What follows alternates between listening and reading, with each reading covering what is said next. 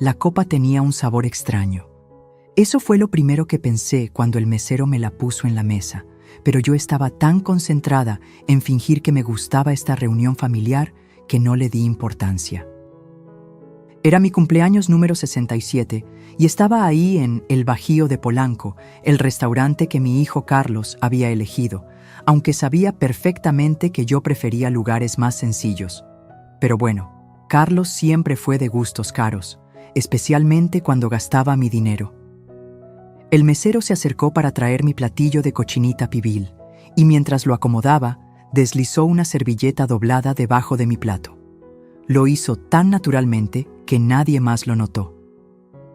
Mi nuera Sofía estaba ocupada tomándose selfies con su copa de margarita, y mi hijo hablaba por teléfono como siempre, incluso en mi cumpleaños. Abrí la servilleta con disimulo y las palabras que leí me helaron la sangre.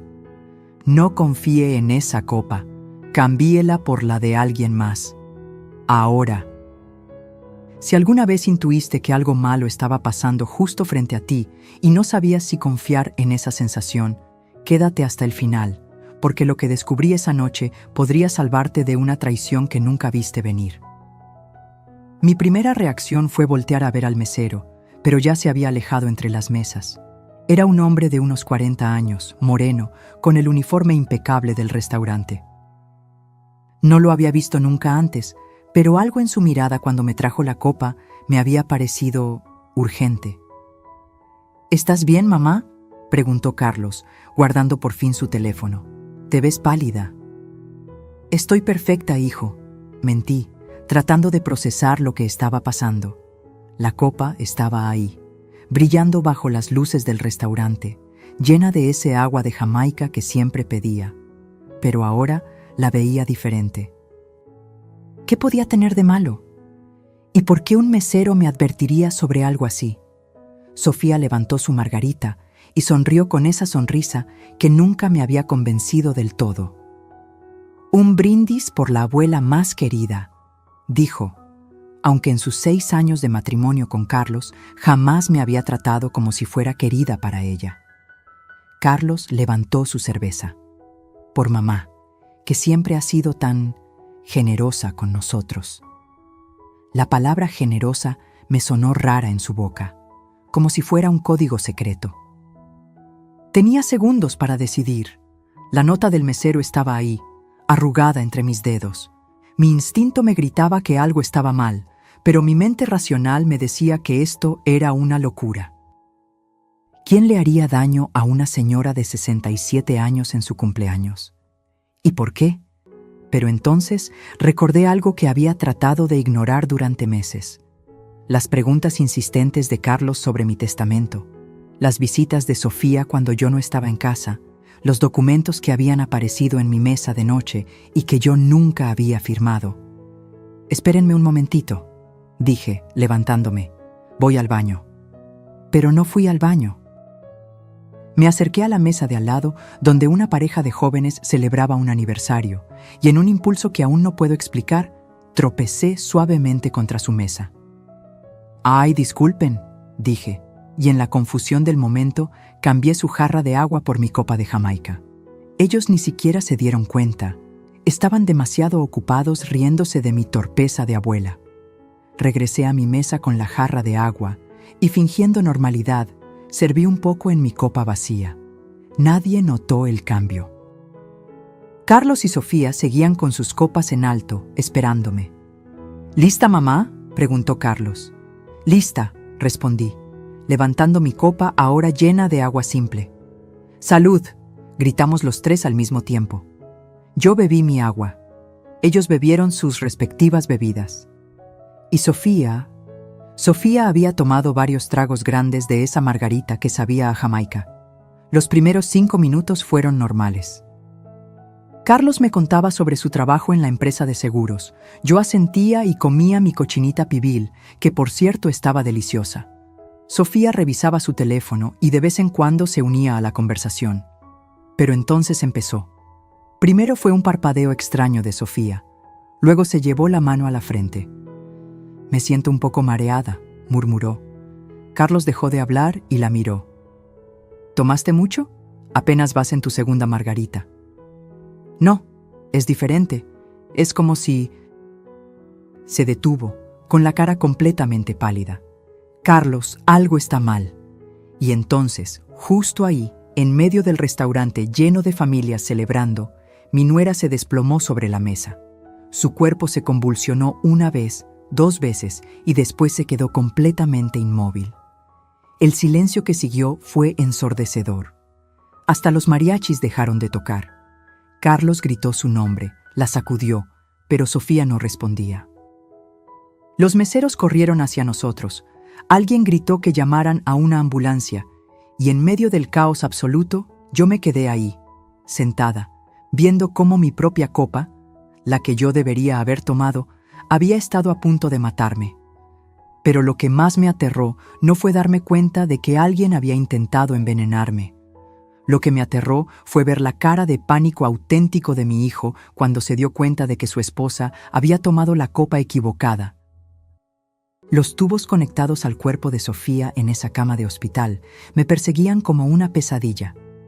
Llevábamos ya 4 horas en urgencias del Hospital Ángeles de Polanco, y yo no podía quitarme de la cabeza una pregunta que me carcomía por dentro. ¿Por qué Carlos no había preguntado ni una sola vez qué era lo que había pasado exactamente con las bebidas? Cualquier esposo normal hubiera bombardeado a los doctores con preguntas.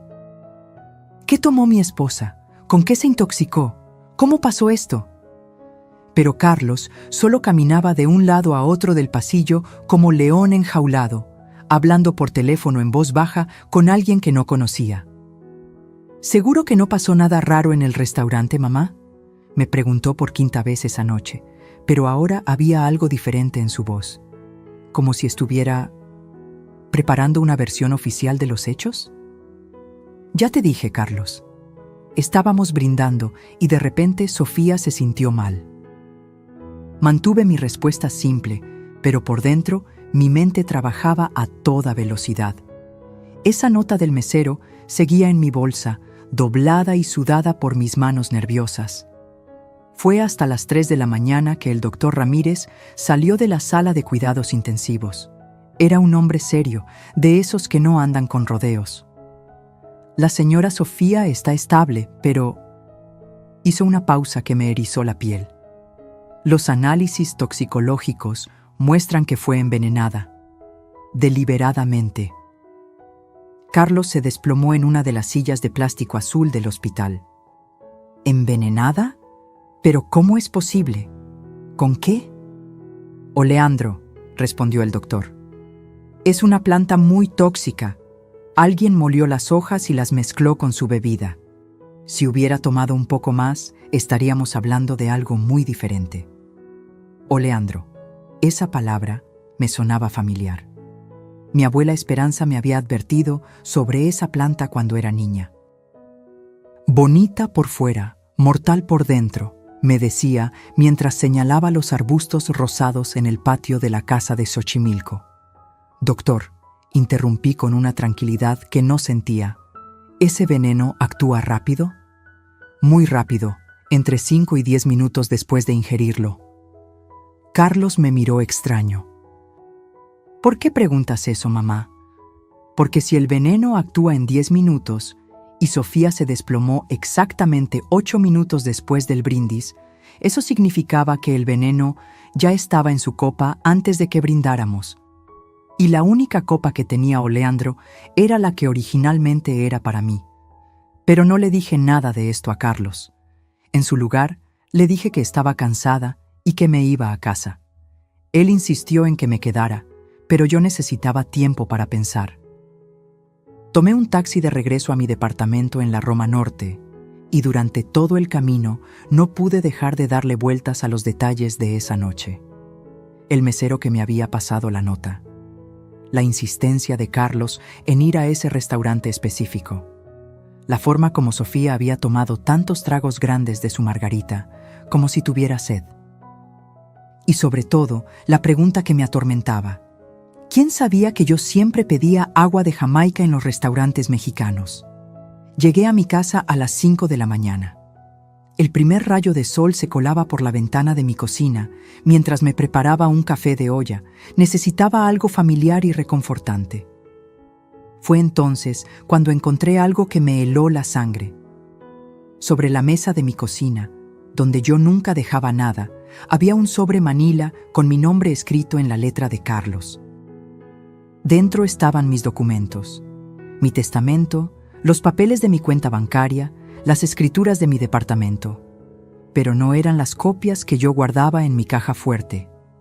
Estos eran los originales, y todos tenían modificaciones que yo nunca había autorizado.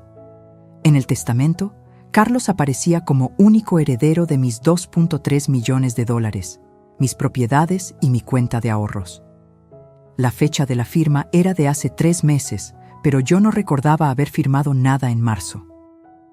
Mi cuenta bancaria mostraba transferencias que yo nunca había hecho: $15,000 en febrero, $22,000 en marzo, $18,000 en abril. En total, habían desaparecido $180,000 de mis ahorros en los últimos 6 meses. Las manos me temblaron tanto que tuve que dejar los papeles sobre la mesa. ¿Cómo habían conseguido estos documentos? ¿Cómo habían falsificado mi firma? ¿Y por qué Carlos los había dejado aquí, justo esta noche? Entonces, entendí la verdad completa, y fue como recibir un balde de agua helada en plena cara. Carlos no había dejado estos documentos por accidente. Los había dejado porque pensaba que yo estaría muerta. Había planificado mi muerte durante meses, falsificando documentos, robando mi dinero poco a poco, y esa noche, en el restaurante, iba a ser el gran final. El oleandro en mi copa no era casualidad, era el plan perfecto. Una señora mayor se desploma durante su cumpleaños, aparentemente por causas naturales. ¿Quién iba a sospechar que su propio hijo la había envenenado por dinero? Pero algo había salido mal. El mesero me había advertido, yo había cambiado las copas, y ahora Sofía estaba pagando el precio de un crimen que estaba destinado para mí. Me senté en mi silla favorita, esa que Fernando me había regalado en nuestro 20º aniversario, y por primera vez en años lloré. No lloré por el dinero, ni por los documentos falsificados, ni siquiera por el veneno.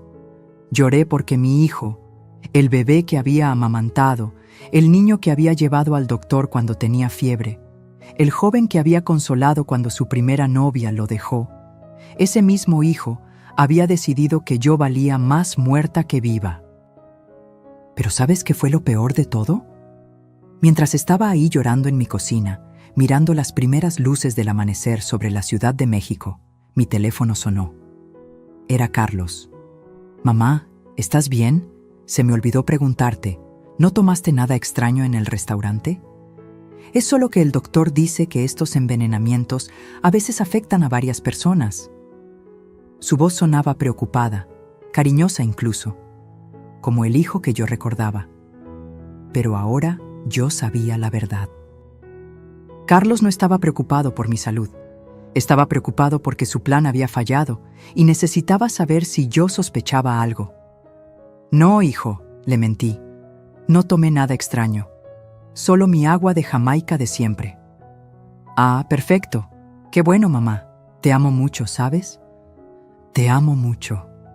Esas palabras que antes me llenaban el corazón, ahora me sonaban como la confesión de un asesino que no había podido completar su trabajo. Colgué el teléfono y me quedé ahí en silencio, entendiendo que todo lo que había creído sobre mi familia era una mentira. Pero lo que descubrí después, cuando decidí investigar más profundo, me demostró que la traición de esa noche era apenas la punta del iceberg. Durante los siguientes 3 días no pude dormir. Me quedaba despierta en mi cama, mirando el techo y repasando cada detalle de los últimos meses. ¿Cuántas veces Carlos había venido a visitarme y yo había salido a comprar tortillas dejándolo solo en mi casa? ¿Cuántas veces Sofía había insistido en ayudarme con mis papeles importantes mientras yo preparaba café? Pero lo que más me atormentaba era el mesero. ¿Quién era realmente? ¿Cómo sabía del veneno? ¿Y por qué me había salvado? El jueves por la mañana tomé una decisión.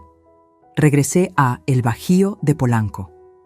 Disculpe, le dije al gerente, un señor de bigote que vestía guayabera blanca. El martes por la noche cenamos aquí mi familia y yo, y hubo un problema con una de las bebidas. Me gustaría hablar con el mesero que nos atendió. El gerente frunció el ceño. ¿El martes? Señora, el martes no trabajó ningún mesero que coincida con la descripción que me da. Nuestro personal de esa noche eran solo mujeres. Se me heló la sangre. No puede ser. Era un hombre moreno, de unos 40 años, uniformado. Señora, le aseguro que ese hombre no trabaja aquí. ¿Está segura de que era nuestro personal? Salí del restaurante con las piernas temblando. Si el mesero no trabajaba ahí, ¿quién era? ¿Cómo había entrado? ¿Y cómo sabía exactamente lo que iba a pasar? Caminé hasta la esquina y me senté en una banca del parque. Necesitaba aire, necesitaba pensar. Fue ahí cuando una voz familiar me sobresaltó. Señora Elena. Me volteé y ahí estaba él, el mesero, pero ahora vestía jeans y una camisa azul, y se veía completamente diferente sin el uniforme. Usted, murmuré. ¿Quién es usted? Se sintió a mi lado en la banca. Mi nombre es Ricardo Morales. Soy investigador privado. ¿Investigador privado? La cabeza me daba vueltas. ¿Qué hace siguiéndome? No la estoy siguiendo a usted, señora Elena. Estoy investigando a su hijo. Esas 5 palabras cambiaron todo lo que creía saber sobre mi vida. Si alguna vez sentiste que tu realidad se desmoronaba como un castillo de arena, quédate aquí conmigo, porque lo que este hombre me contó destruyó hasta el último pedazo de la familia que pensé que tenía. Ricardo sacó una carpeta manila de su mochila. ¿Conoce usted a la señora Patricia Herrera? El nombre no me sonaba familiar. No, nunca he escuchado ese nombre. Era una señora de 72 años que vivía en la colonia del Valle. Murió hace 8 meses en su casa, aparentemente de un infarto. Su sobrino heredó todos sus bienes, $1.8 millones. No entiendo qué tiene que ver eso conmigo. El sobrino era Carlos Moreno, su apellido verdadero, señora Elena, el que usaba antes de casarse con su madre. El mundo se detuvo. Carlos Moreno. Mi hijo se llamaba Carlos Moreno, no Carlos Vega como había usado durante toda mi vida con él. Eso es imposible, susurré. Carlos es mi hijo biológico. Yo lo parí hace 42 años. Ricardo abrió la carpeta y me mostró una foto. Era Carlos, pero más joven, tal vez de unos 25 años. Estaba parado junto a una señora mayor que no conocía. Esta es Patricia Herrera con Carlos, 3 años antes de su muerte. Él la convenció de que era su único pariente vivo después de que su verdadero sobrino muriera en un accidente automovilístico. Las manos me temblaron tanto que no pude sostener la foto. No, usted está equivocado. Carlos es mi hijo. Yo lo conozco desde que era bebé. Señora Elena. Ricardo me miró con una compasión que me rompió el corazón. ¿Tiene fotografías de Carlos cuando era bebé? ¿Recuerda el hospital donde nació? ¿Los doctores que la atendieron? Traté de recordar, pero era como si mi mente fuera un cuarto vacío. No tenía fotos de Carlos bebé. Nunca había visto su acta de nacimiento original. Todos los recuerdos que tenía de su infancia eran vagos, como sombras. Pero, ¿cómo es posible? Llevamos viviendo como familia desde hace 18 años, completó Ricardo. Carlos llegó a su vida cuando usted tenía 49 años, ¿cierto? Justo después de que su esposo Fernando muriera. Tenía razón. Carlos había aparecido en esa época tan oscura de mi vida, cuando yo estaba devastada por la pérdida de Fernando. Se había presentado como el hijo que había tenido con una novia de juventud, el hijo que nunca conocí porque su madre se había ido de la ciudad sin decirme que estaba embarazada. Yo había estado tan sola, tan desesperada por tener familia, que nunca cuestioné su historia. Necesitaba creer que tenía un hijo. Patricia Herrera no fue su primera víctima, continuó Ricardo. Encontramos otras 4 señoras mayores en los últimos 15 años, todas muertas en circunstancias sospechosas. Todas heredaron sus fortunas a Carlos. ¿4 señoras más? Mi voz sonaba como un eco lejano. Carmen López en Guadalajara, $890,000. María Fernández en Puebla, 1.2 millones. Rosa Jiménez en Monterrey, $654,000. Y Esperanza Ruiz en Querétaro, $2.1 millones. Ricardo sacó más fotos. Carlos con diferentes señoras mayores, en diferentes ciudades, siempre con la misma sonrisa cariñosa que yo conocía tan bien. Su método es siempre el mismo, explicó Ricardo. Se presenta como un hijo perdido, un sobrino lejano o un nieto que apareció después de años de separación. Gana su confianza, se convierte en su cuidador, las aísla de sus verdaderas familias y luego las ayuda a morir. Sentí como si alguien me hubiera enterrado viva. ¿Y Sofía? Sofía es su cómplice desde hace 6 años. Se conocieron cuando él estaba trabajando en el caso de Rosa Jiménez. Ella era enfermera en el hospital donde murió Rosa. Todo encajaba. La forma como Sofía siempre sabía exactamente qué medicinas tomaba, cómo me ayudaba con mis citas médicas, cómo insistía en revisar mi presión arterial cada vez que me visitaba. Señora Elena, Ricardo me tomó de la mano. Usted iba a ser la víctima número 6, pero Patricia Herrera era mi tía abuela. ¿Su tía abuela? Cuando ella murió, algo no me cuadró. Patricia era una mujer fuerte, sana, sin problemas cardíacos. Contraté a otros investigadores y comenzamos a seguir el rastro de Carlos. Llevamos 8 meses documentando sus movimientos. ¿8 meses? Las lágrimas comenzaron a caer sin control. ¿Y por qué no me dijeron antes? Porque necesitábamos evidencia sólida y porque, francamente, no sabíamos si usted estaba involucrada o era otra víctima. Era otra víctima. Durante 18 años había vivido con un asesino serial que fingía ser mi hijo. Le había dado amor, cuidados, mi casa, mi confianza y $180,000 de mis ahorros. Y él me había correspondido planificando mi muerte como si fuera un trámite más. ¿Qué hacemos ahora?, pregunté entre sollozos. Ahora tenemos que ser muy cuidadosos. Carlos no sabe que su plan falló, pero pronto se dará cuenta de que usted sigue viva y él sigue sin su herencia. Va a intentar algo más. Ricardo tenía razón. Carlos había estado llamándome todos los días desde el accidente de Sofía, preguntándome cómo me sentía, si había tenido algún síntoma extraño, si necesitaba ir al doctor. Hay algo más, añadió Ricardo, sacando otro documento de su carpeta. Encontramos esto en el departamento que Carlos y Sofía rentaban en la colonia Condesa. Era una lista escrita a mano con la letra de Carlos. Plan Elena Vega. Febrero. Comenzar transferencias bancarias. Máximo $25,000 por mes. Marzo. Modificar testamento. Usar contacto en notaría. Abril.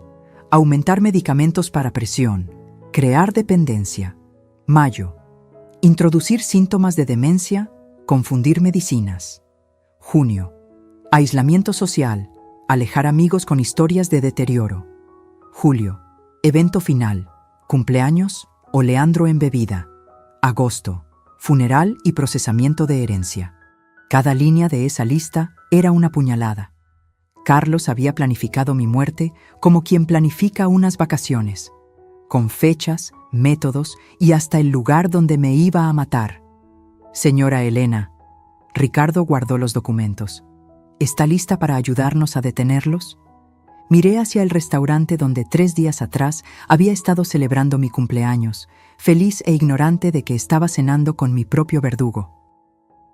¿Qué necesita que haga? Porque después de 18 años de vivir una mentira, después de descubrir que el amor de mi vida había sido una actuación, después de entender que era solo un número más en la lista de víctimas de un psicópata, solo me quedaba una opción: convertirme en la cazadora en lugar de la presa.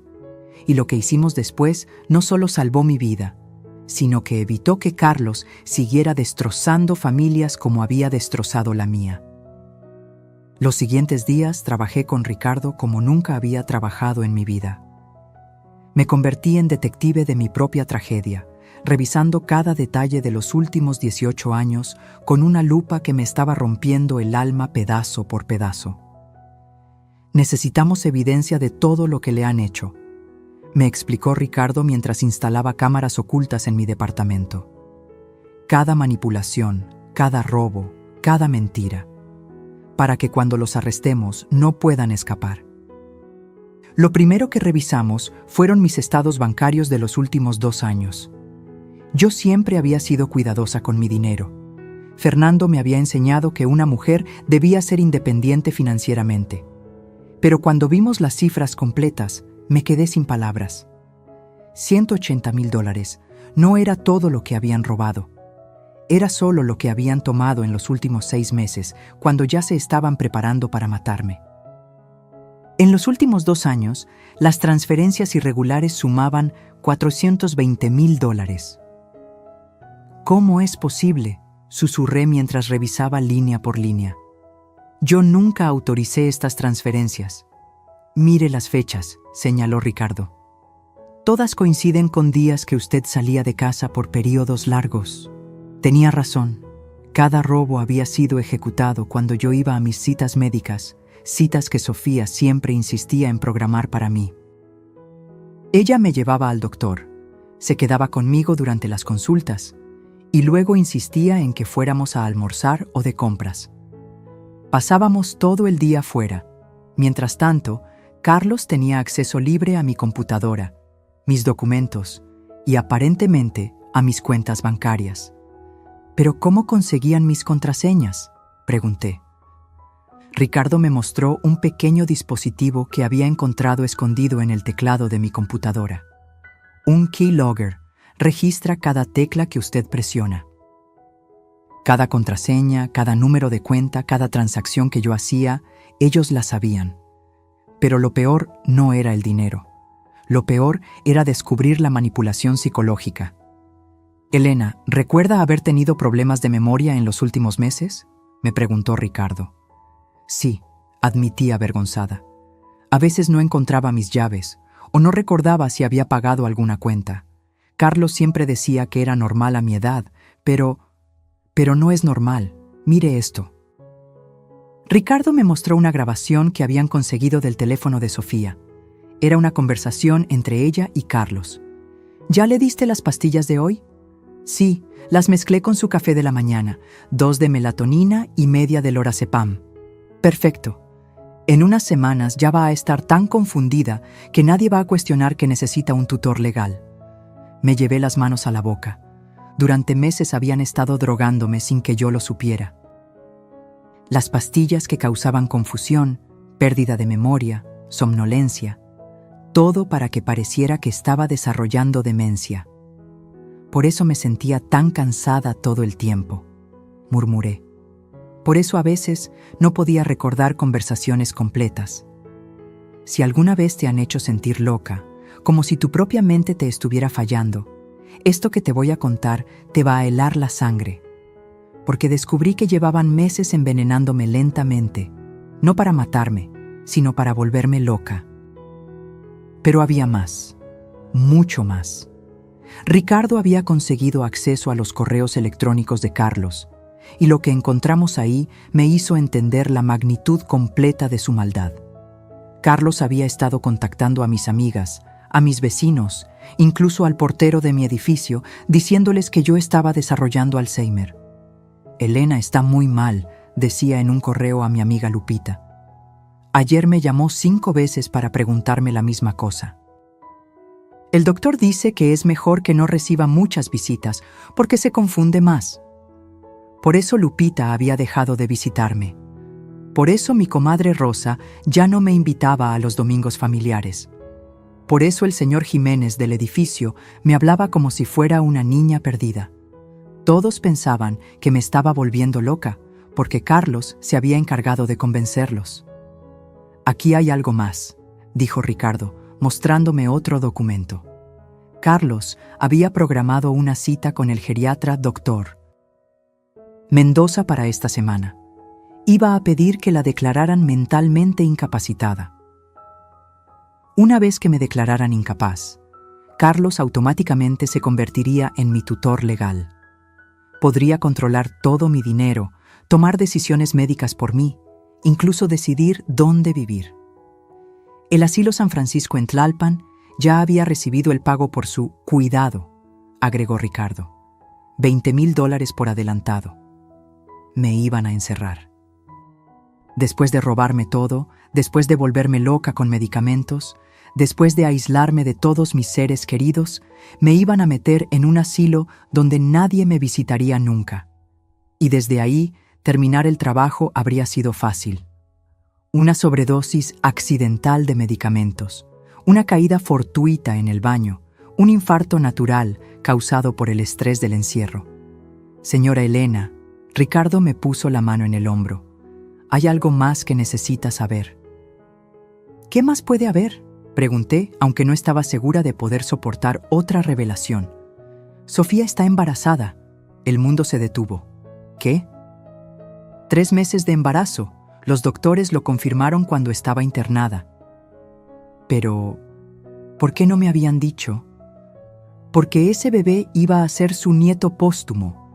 Carlos planeaba usar el embarazo para generar más simpatía después de su muerte.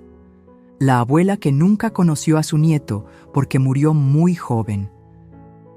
Incluso habían planificado usar mi muerte para crear una historia emotiva que les diera más credibilidad social. Iban a llorar en mi funeral, recibir pésames por su gran pérdida y usar a un bebé inocente como parte de su actuación. Esa noche, después de que Ricardo se fuera, me quedé sentada en mi cocina con una taza de café que ya estaba frío. No podía beber nada sin preguntarme si tenía drogas. No podía tocar nada sin preguntarme si habían estado revisándolo. No podía confiar en ningún recuerdo sin preguntarme si era real o producto de los medicamentos. 18 años de mi vida habían sido una mentira completa. Cada "te amo, mamá" había sido actuación. Cada abrazo había sido calculado. Cada sonrisa había sido parte del plan para robarme todo y después matarme. Pero lo que más me dolía no era el dinero, ni las drogas, ni siquiera el plan de asesinarme. Lo que más me dolía era darme cuenta de que nunca había tenido un hijo verdadero. Toda mi vida había soñado con ser madre, y cuando Carlos apareció, pensé que finalmente tenía esa familia que tanto había deseado.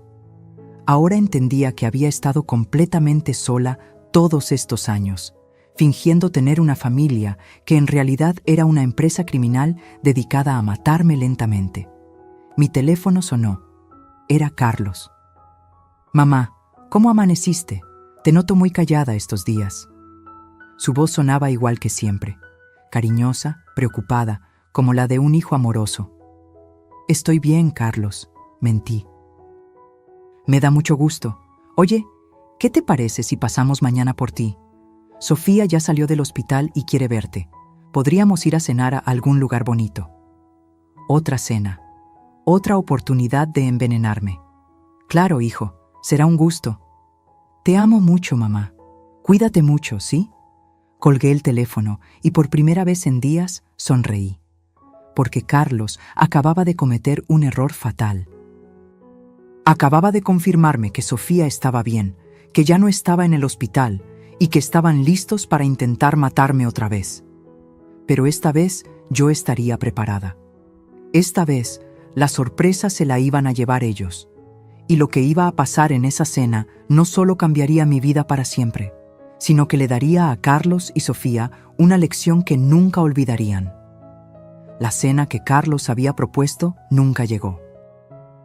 Porque 2 días después de esa llamada, él y Sofía aparecieron en mi puerta con una ambulancia y 2 paramédicos. «Mamá, nos preocupa mucho tu salud mental», me dijo Carlos, con una cara de tristeza que ahora sabía era completamente falsa. «Anoche llamaste a Sofía 12 veces preguntando por tu hermana Teresa». Yo no tenía ninguna hermana Teresa. Nunca había llamado a Sofía. Pero ahí estaba ella, con una grabadora en la mano, reproduciendo supuestas llamadas mías, donde yo sonaba completamente desorientada. Sofía, ¿dónde está Teresa? No la encuentro en ningún lado. Sofía, soy Elena otra vez. ¿Teresa ya regresó de la tienda? Hija, ayúdame, no sé dónde estoy. Era mi voz. Pero yo nunca había dicho esas palabras. Señora, vamos a llevarla a que la revise un doctor, me dijo uno de los paramédicos con esa voz condescendiente que usan con los ancianos. Es solo para asegurarnos de que esté bien. Si alguna vez te han tratado como si fueras invisible, como si tu propia voz no importara, como si fueras una carga que hay que manejar en lugar de una persona que merece respeto, entonces entiendes lo que sentí cuando estos extraños entraron a mi casa a decidir sobre mi vida. No necesito ir a ningún doctor, les dije firmemente. Estoy perfectamente bien. Mamá, por favor. Carlos me tomó del brazo con una fuerza que me dolió. No nos hagas esto más difícil. Sofía se acercó con una carpeta llena de documentos. Elena, mira lo que encontramos en tu cocina ayer. Era una foto de mi estufa encendida, con una olla vacía sobre la hornilla, completamente quemada. Otra foto mostraba mi refrigerador abierto, con comida desparramada por el piso.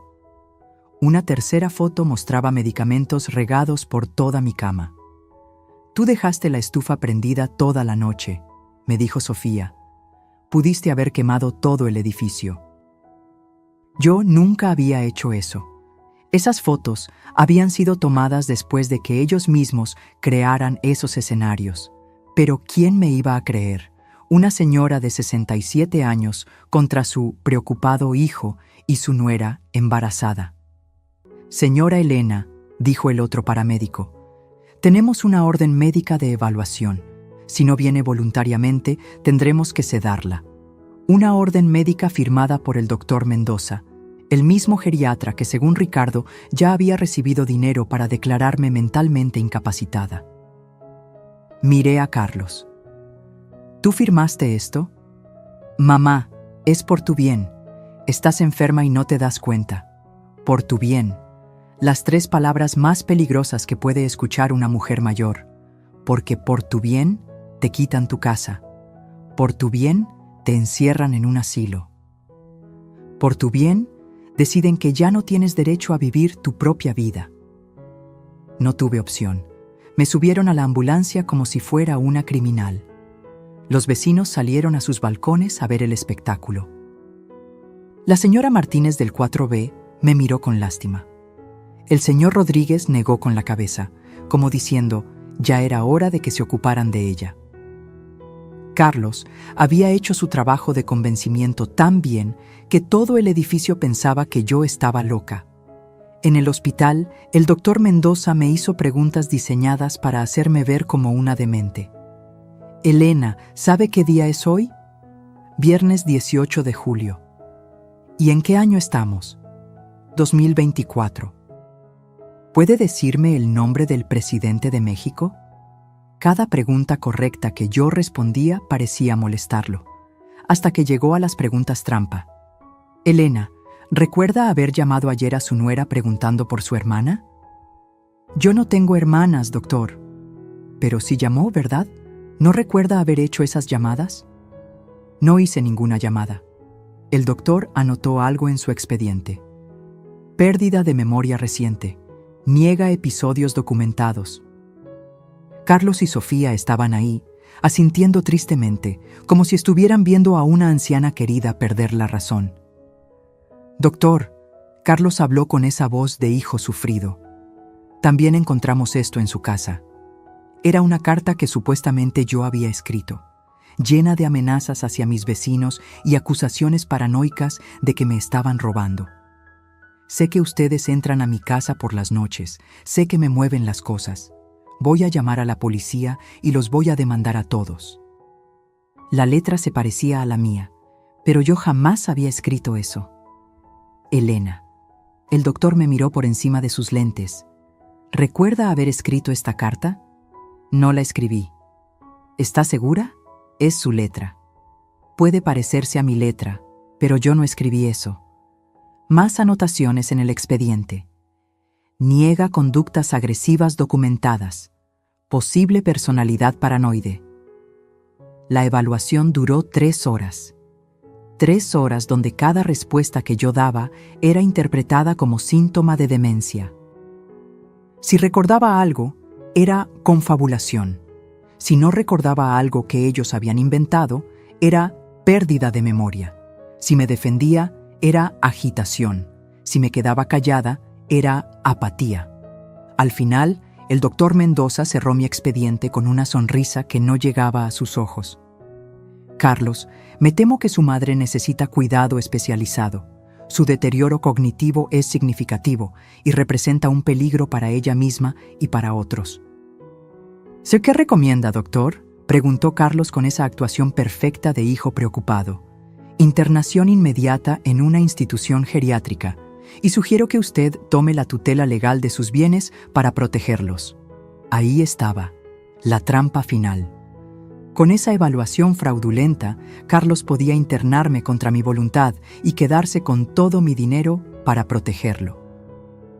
¿Cuándo puede ser internada?, preguntó Sofía, acariciándose el vientre como si fuera la nuera amorosa preocupada por su suegra enferma. Tenemos espacio en el San Francisco de Tlalpan desde mañana mismo.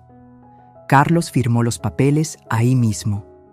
24 horas después, yo estaría encerrada en un asilo donde nadie me creería, donde nadie me visitaría, donde podría tener un accidente sin que nadie hiciera preguntas. Esa noche me llevaron de vuelta a mi casa para recoger algunas cosas. Carlos y Sofía registraron todos mis cajones, supuestamente empacando ropa, pero en realidad buscando cualquier documento o evidencia que pudiera ser problemática. «Mamá», Carlos me dijo mientras doblaba mis vestidos, «quiero que sepas que esto me duele más a mí que a ti. Me duele más a mí que a ti». Otra frase clásica del abusador.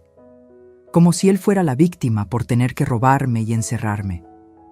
«El asilo San Francisco es muy bonito», agregó Sofía. «Vas a estar muy cómoda ahí. Y vamos a visitarte todos los domingos». Mentira. Según los documentos que Ricardo había encontrado, ya habían pagado por el paquete sin visitas familiares frecuentes, porque era más barato. Esa fue la noche más larga de mi vida. Me quedé despierta en mi cama, mirando las cajas con mis pertenencias que ellos habían empacado. En pocas horas perdería mi casa, mi libertad, mi dinero, mi dignidad. Me convertiría en un número más en un asilo, esperando la muerte mientras Carlos y Sofía gastaban mi herencia. Pero lo que más me dolía no era pensar en lo que me iban a quitar. Lo que más me dolía era pensar en todas las otras señoras que habían pasado por lo mismo. Carmen, María, Rosa, Esperanza, Patricia. Todas habían confiado en Carlos como yo había confiado. Todas habían sido manipuladas, drogadas, aisladas y finalmente asesinadas. Y después de matarlas, Carlos había ido a sus funerales. Había llorado lágrimas falsas, había recibido pésames, había dado discursos emotivos sobre lo mucho que las amaba. A las 5 de la mañana sonó mi teléfono. Era Ricardo. «Elena, ¿está lista?» «Lista. Recuerde, cuando lleguen por usted, actúe exactamente como hemos practicado. Haga todo lo que le digan. No oponga resistencia. Nosotros ya estaremos ahí». «¿Está seguro de que va a funcionar?» «Señora Elena, después de lo que Carlos y Sofía van a hacer hoy, nunca más van a poder lastimar a nadie». Colgué el teléfono y me levanté de la cama. Me bañé con cuidado, me puse mi mejor vestido, me peiné como si fuera a una fiesta, porque en cierta forma sí era una fiesta. Era el día en que Carlos y Sofía iban a recibir la sorpresa más grande de sus vidas. Era el día en que una señora senil, de 67 años, les iba a demostrar que subestimar a una mujer mayor puede ser el error más caro que cometas en tu vida. Y lo que pasó cuando llegaron a buscarme esa mañana no solo los dejó en shock, sino que les enseñó que algunas presas son en realidad depredadoras disfrazadas. A las 9 de la mañana llegaron por mí. Carlos tocó la puerta con esa suavidad falsa que ya conocía tan bien, y cuando abrí, ahí estaban los dos con caras de funeral, como si en verdad les doliera lo que iban a hacer. «Buenos días, mamá. ¿Ya estás lista?» Carlos cargaba una maleta pequeña. Solo habían empacado 3 cambios de ropa para mí. Al parecer, no planeaban que durara mucho tiempo en el asilo. «Sí, hijo, estoy lista». Pero no estaba lista para lo que ellos pensaban. Estaba lista para algo completamente diferente. Mientras caminábamos hacia el coche, vi la camioneta blanca estacionada en la esquina.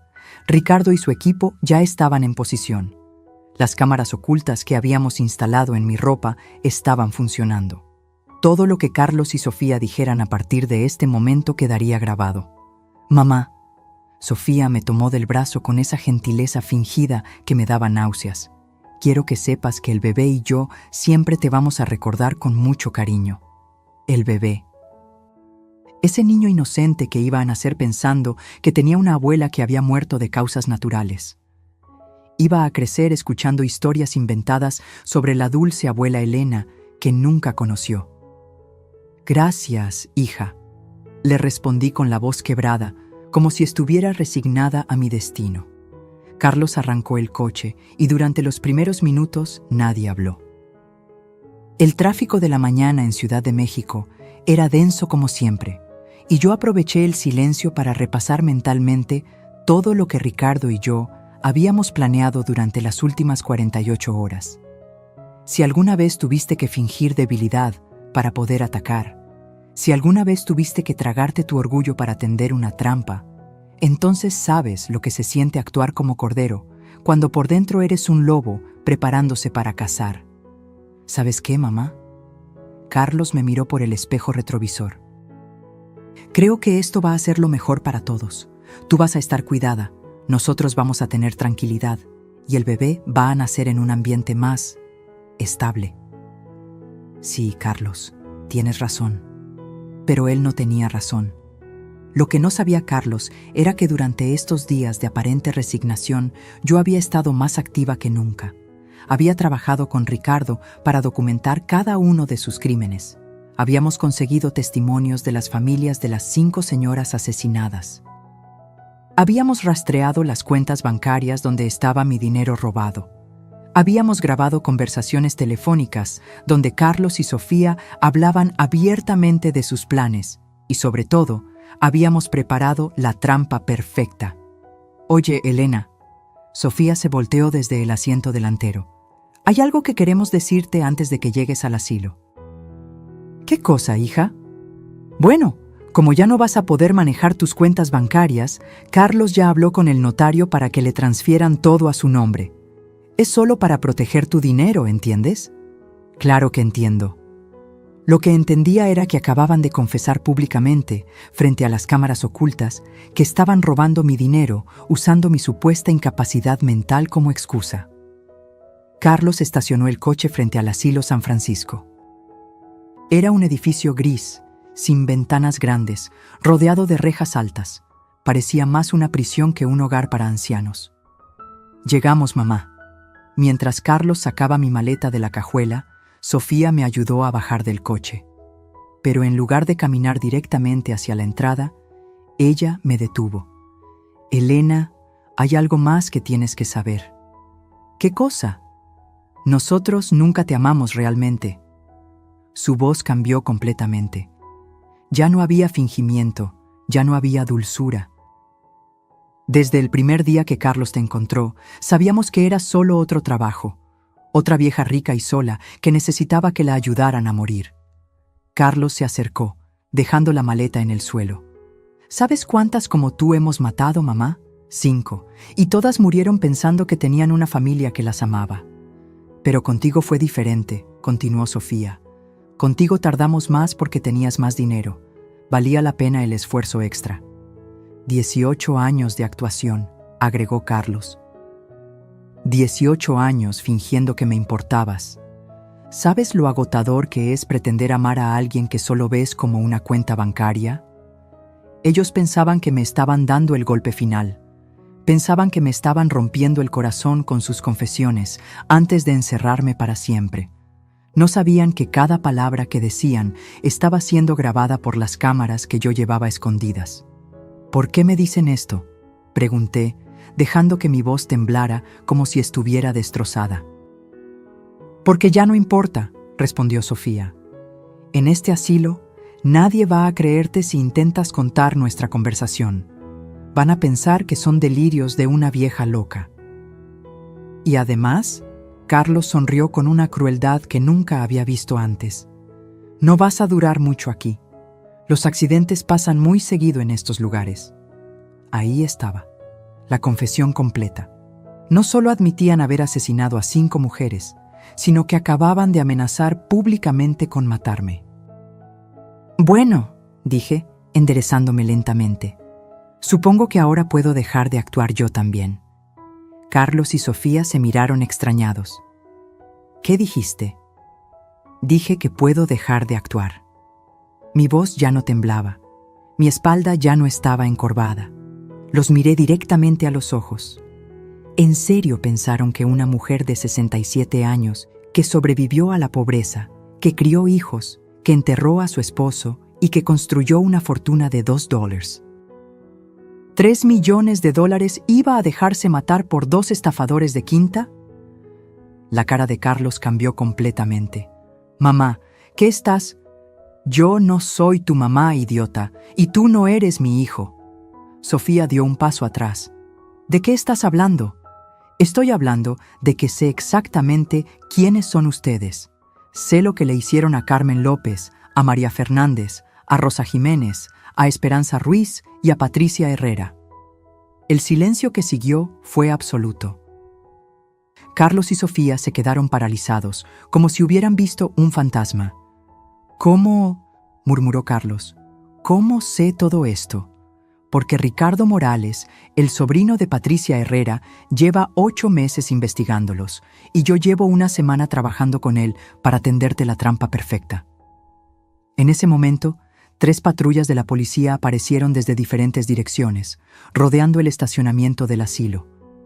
Ricardo salió de la camioneta blanca junto con otros 2 agentes. «Carlos Moreno», gritó Ricardo mientras se acercaba con las esposas en la mano, «queda arrestado por los asesinatos de Carmen López, María Fernández, Rosa Jiménez, Esperanza Ruiz y Patricia Herrera, así como por intento de homicidio contra Elena Vega y por fraude financiero». Carlos trató de correr, pero los policías ya lo habían rodeado. Sofía comenzó a gritar que ella no sabía nada, que era inocente, que solo había seguido órdenes. Pero era demasiado tarde. Todo había quedado grabado. Sus confesiones, sus amenazas, sus admisiones de culpabilidad. Durante una semana completa habían estado hablando frente a cámaras ocultas, contando detalles de crímenes que solo los asesinos podrían conocer. «Elena», Carlos me gritó mientras se lo llevaban esposado, «esto no puede estar pasando. Se suponía que tú eras la víctima». «Sí, Carlos», le respondí mientras veía cómo lo subían a la patrulla. «Se suponía. Pero resulta que esta víctima tenía dientes más afilados de lo que pensabas». Y eso, mis queridos, fue solo el comienzo de la lección más cara que Carlos y Sofía iban a recibir en sus vidas. Porque cuando subestimas a una mujer mayor, cuando crees que puede ser manipulada fácilmente, a veces descubres que acabas de meterte con la persona equivocada. Pero lo que pasó después, cuando todo salió a la luz pública, cuando los medios se enteraron de la historia, cuando sus otros crímenes fueron expuestos, eso fue cuando realmente entendieron que habían jugado con fuego. Verlos esposados fue solo el primer acto de la obra de teatro más satisfactoria de mi vida. Pero lo que vino después superó hasta mis sueños de venganza más salvajes. En cuanto la historia llegó a los medios, se convirtió en el caso del año. La abuela vengadora, me llamaban en las noticias. La mujer que cazó a los asesinos de ancianos.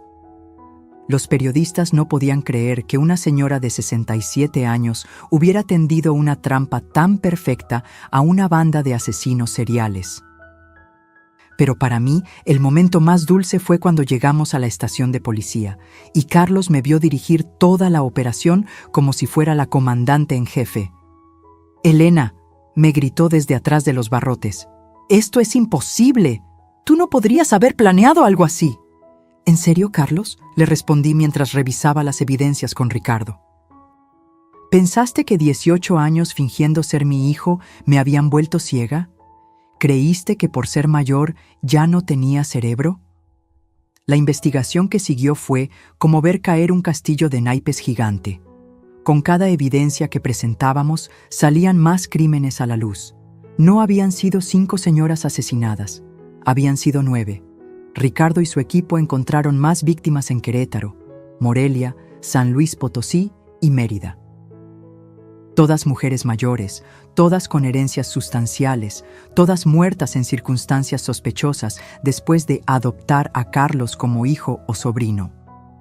El patrimonio total robado superaba los $12 millones.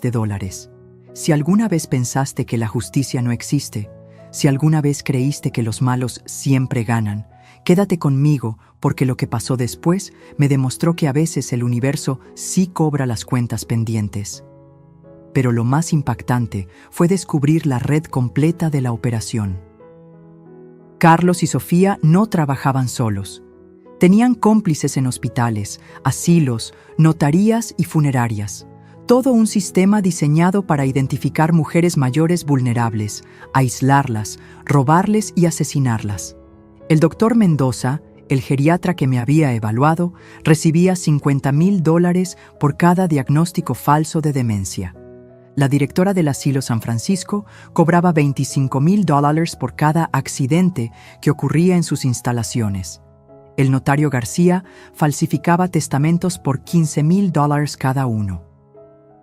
Durante el juicio, que duró 8 meses, yo fui la testigo estrella. Cada día me presentaba en el tribunal con mis mejores vestidos, perfectamente peinada, hablando con claridad absoluta sobre cada detalle de su conspiración. Carlos y Sofía intentaron todo tipo de defensas. Primero dijeron que yo estaba loca y que había inventado todo. Luego trataron de argumentar que habían actuado bajo coacción de otras personas. Finalmente, intentaron negociar declarándose culpables de fraude menor. Pero las evidencias eran abrumadoras. Las grabaciones, donde confesaban los asesinatos, los documentos falsificados, las transferencias bancarias ilegales, los testimonios de las familias de las víctimas, el keylogger en mi computadora, los medicamentos que me habían estado dando sin mi conocimiento, y sobre todo, estaba yo, viva, fuerte, lúcida y más inteligente de lo que jamás habían imaginado. El día del veredicto, el juez los miró con una dureza que nunca olvidaré. Carlos Moreno y Sofía Herrera, dijo con voz solemne, han sido encontrados culpables de 9 asesinatos en primer grado, intento de homicidio, fraude financiero, falsificación de documentos, secuestro y conspiración criminal. Las sentencias fueron devastadoras. Carlos recibió 9 cadenas perpetuas consecutivas, sin posibilidad de libertad condicional. Sofía, por ser cómplice y estar embarazada, recibió 85 años de prisión. Nunca volverían a ver la luz del sol como personas libres. Pero mi venganza no terminó ahí. Durante el proceso legal, recuperé no solo mis $420,000 robados, sino que las cortes me otorgaron daños punitivos de $2.8 millones adicionales, provenientes de los bienes confiscados a toda la red criminal. Con ese dinero, hice algo que jamás pensé que haría. Creé la Fundación Elena Vega para la protección de adultos mayores. Un programa que ofrece servicios legales gratuitos, investigadores privados y sistemas de protección para ancianos en situaciones de abuso familiar. En 2 años, hemos ayudado a más de 300 familias y evitado al menos 15 casos similares al mío. Carlos me escribió una carta desde la prisión el año pasado. Decía que finalmente entendía que yo había sido una adversaria digna y que respetaba mi inteligencia. como si esto fuera un juego que él había perdido elegantemente. Nunca le respondí. Porque Carlos aún no entiende lo fundamental. Esto nunca fue sobre inteligencia o estrategia. Fue sobre dignidad. Fue sobre el respeto que toda persona mayor merece. Fue sobre decir no cuando alguien trata de decidir que tu vida ya no vale la pena. Hoy tengo 69 años. Vivo en un departamento nuevo en La Condesa, más grande y luminoso que el anterior. Tengo amigas reales. Algunas de las familias que ayudé a través de la fundación se convirtieron en mi nueva familia elegida. Viajo cuando quiero, como lo que me gusta, y duermo tranquila sabiendo que nadie está planeando matarme por mi dinero. Y lo más importante, aprendí que nunca es tarde para defenderte. Nunca es tarde para decir basta. Nunca es tarde para demostrar que subestimar a una mujer mayor puede ser el error más caro de toda una vida. Carlos pensó que porque tenía 67 años iba a ser fácil manipularme. Pensó que porque era mujer iba a ser sumisa. Pensó que porque parecía sola iba a ser vulnerable. Se equivocó en todo.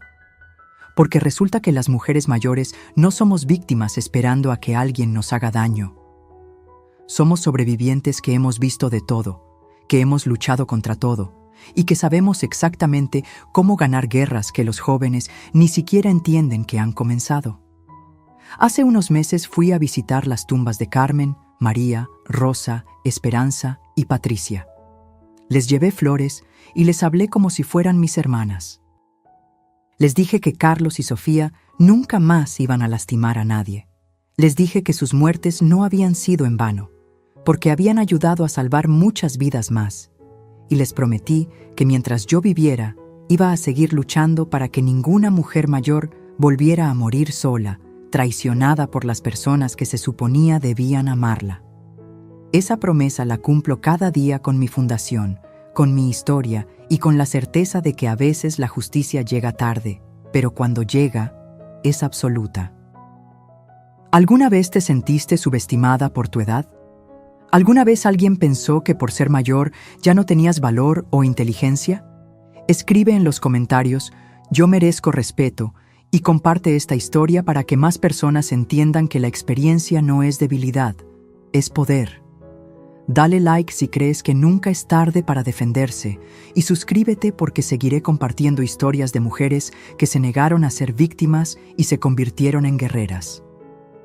La vida me enseñó que el respeto no se pide, se exige, y que una mujer que ha vivido 67 años no ha llegado hasta ahí para dejarse vencer por dos criminales que confundieron su experiencia con vulnerabilidad.